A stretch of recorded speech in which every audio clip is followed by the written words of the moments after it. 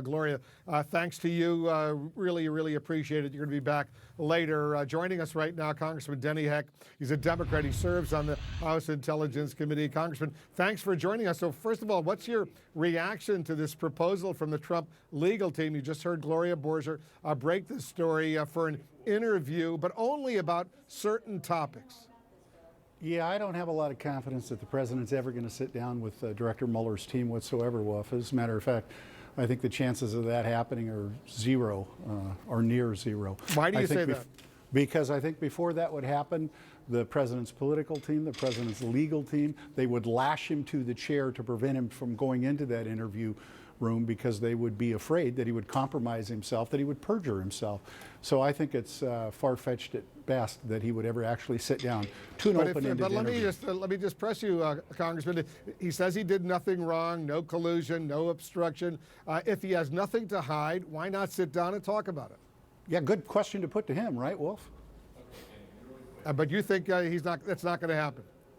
No, I've never thought it was going to happen. So what will Robert Mueller and his team do? Well, they're obviously doing it, and they're doing it with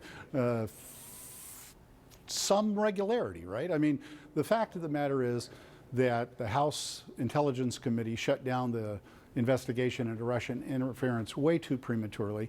And if we didn't need any more evidence of that, in just the last week, we've, of course, had two revelations, namely that Donald Trump Jr. met with yet another meeting, in addition to the June Trump Tower meeting, with people who were offering dirt on Hillary Clinton, as it were.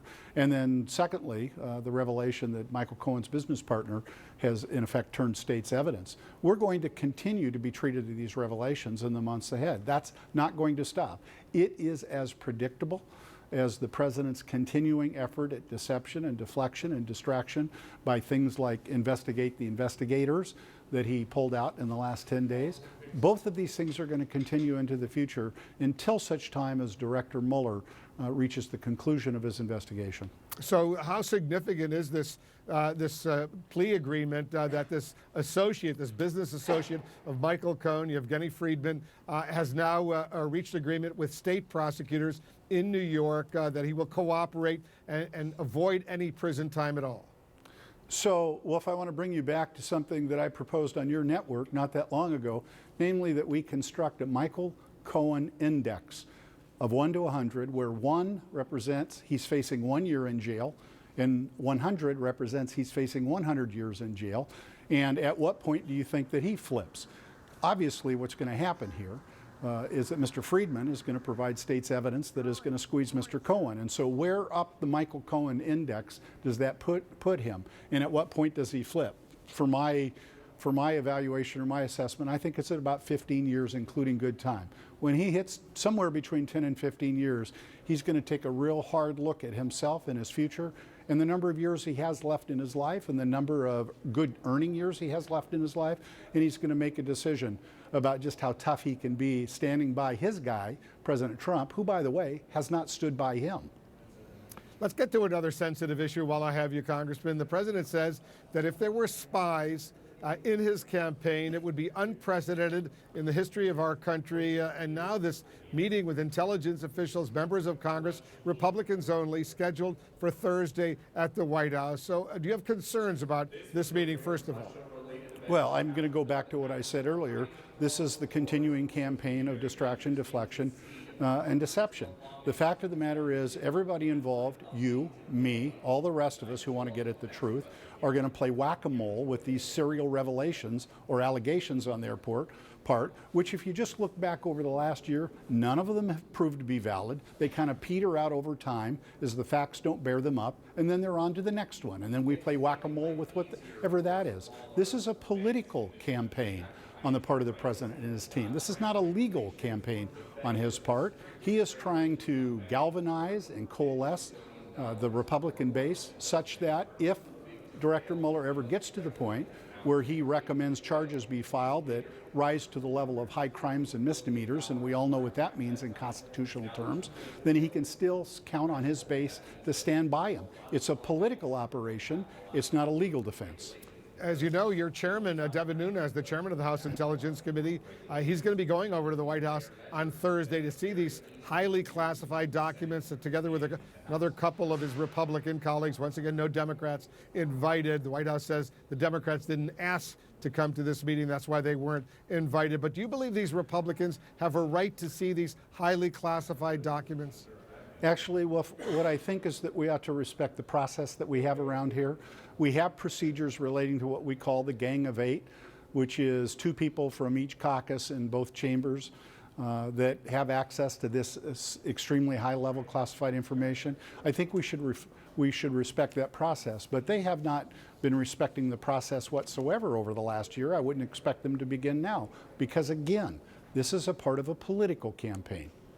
But should Democrats be part of this meeting at the White House on Thursday? I think that Adam Schiff should have access to this information and should make the determination and the evaluation in accordance with our established procedures as to how broadly that should be shared in cooperation with the other members of the Gang of Eight. As you know, the chairman, Devin Nunes, he's promoted a lot of these allegations against the FBI and the Justice Department. First, it was that President Obama wiretapped President Trump. Then it was improper unmasking, as it was called. Then it was the FISA, the Foreign Intelligence Surveillance Act abuse. Now it's this confidential source that's infiltrating the Trump campaign. Have you seen any facts to back up these theories? Zip, zero, nada. Again, this is whack-a-mole, Wolf. This is, you know, but in a larger sense, I guess what I would like to say is it would be nice, I yearn for it, indeed I literally pray that we could get back to the point where all of us associated with this process in the congressional branch would put country above party, would put our nation's security above these political considerations, because there is a bona fide and legitimate and deep concern here relevant or related to our national security. We have a check and balance responsibility under the Constitution. And when I raised my right hand to take my oath of office at the beginning of the term, I took that exceedingly seriously. And I wish Chairman Nunes would too, sir. So what's the overall impact of all of these allegations? Nothing. It's distraction, deflection, and it doesn't matter because it is a political campaign. It is not a matter of the legal defense. I don't think it is going to deter Robert Mueller in the slightest. I don't think it ever has. I don't think it's changed his due diligence, his professionalism, his trajectory whatsoever. He's after the truth, full stop, period. And all of this campaigning on their part, all the spinning, all of the propaganda, all the disinformation, doesn't affect his behavior whatsoever. Some of your Republican colleagues, they're using this as another opportunity to push for a second special counsel. They say an investigation by the Inspector General of the Department of Justice simply isn't enough. What do you make of that? I make that it is bizarre. I feel like I have fallen into Alice through the looking glass. Things are getting curiouser and curiouser. It's not only unprecedented, it's deeply unfortunate. The fact of the matter is that Director Mueller, as several Republicans, I remind you, Wolf, this is not a pure partisan play. Several Republicans have said that Director Mueller ought to be allowed to finish his work. President Trump today refused to say if he has confidence in the Deputy Attorney General Rod Rosenstein. What was your reaction when you heard him he was asked that question by a reporter? He didn't want to talk about it because he was sitting next to the visiting president of South Korea.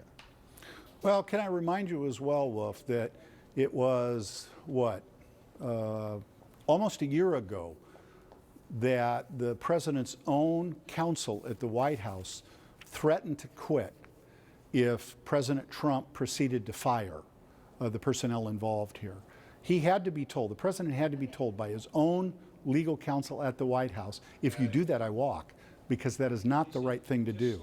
And all we have seen in the ensuing year is a continuing playing out of that threat and the intimidation, leading his own Homeland Secretary, frankly, I think, to offer an extremely skewed perspective on the investigation, which I trust and pray that she knows better than. All right, Congressman Denny Heck, thanks so much for joining us.